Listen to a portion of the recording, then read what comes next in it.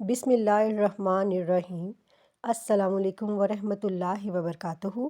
آج کی اس ویڈیو میں ہم بات کریں گے کہ ماہ رجب میں اللہ تعالیٰ ہمیں خاص موقع عطا فرماتا ہے اپنے رب کی طرف پلٹ آنے کا، دلوں کو صاف کرنے کا اور نیکیوں میں اضافہ کرنے کا۔ ماہ رجب ان مہینوں میں سے ہے جنہیں اللہ تعالیٰ نے حرمت والے مہینے قرار دیا ہے۔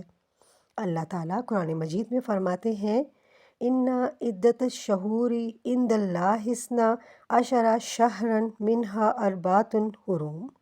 سورہ توبہ آیت نمبر 36۔ ترجمہ: بے شک اللہ کے نزدیک مہینوں کی تعداد 12 ہیں جن میں سے 4 حرمت والے ہیں۔ پہلا صدقہ مال کا صدقہ۔ نبی کریم صلی اللہ علیہ وآلہ وسلم نے فرمایا، سنن ترمذی۔ ترجمہ: صدقہ گناہوں کو اس طرح مٹا دیتا ہے جیسے پانی آگ کو بجھا دیتا ہے۔ ماہ رجب میں اگر آپ کسی غریب کی مدد کریں، کسی بھوکے کو کھانا کھلائیں، کسی ضرورت مند کا بوجھ ہلکا کریں تو یہ عمل اللہ تعالیٰ کو بہت پسند ہے۔ دوسرا صدقہ نرمی، معافی اور استغفار۔ نبی صلی اللہ علیہ وآلہ وسلم نے فرمایا، صحیح بخاری۔ ترجمہ: ہر نیکی صدقہ ہے۔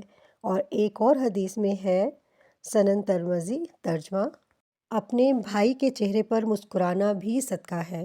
ماہ رجب میں دل سے استغفار کرنا، کسی کو معاف کر دینا، نرمی اور اچھے اخلاق کے ساتھ پیش آنا، یہ وہ صدقے ہیں جو اللہ تعالیٰ کو بہت پسند ہیں۔ یا اللہ، اس ماہ رجب میں ہمارے صدقوں کو قبول فرما، ہمارے گناہوں کو معاف فرما اور ہمیں اپنا قرب عطا فرما۔ آمین یا رب العالمین۔ یاد رکھیں، صدقہ صرف مال کا نہیں ہوتا، دل کی نرمی بھی صدقہ ہے اور معاف کر دینا بھی صدقہ ہے۔